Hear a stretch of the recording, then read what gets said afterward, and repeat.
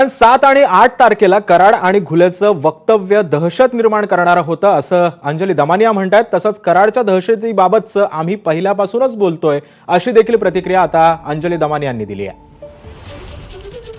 7 तारखेला आणि 8 तारखेला वाल्मी कराड आणि सुदर्शन घुले यांच्यातली जी चर्चा झाली त्याच्यात ते असं म्हणतात की खंडणी याच्या पुढे तर आपल्याला कोणी उठेल आणि आपल्याला जर असा प्रतिकार केला तर आपण यांना धडा शिकवला पाहिजे, ही जी ॲटिट्यूड होती। आणि ह्याच्यातनंच की दहशत निर्माण करायची की आपल्या पुढे कोणी मध्ये आधे आलं तर त्याला संपून टाकायचं।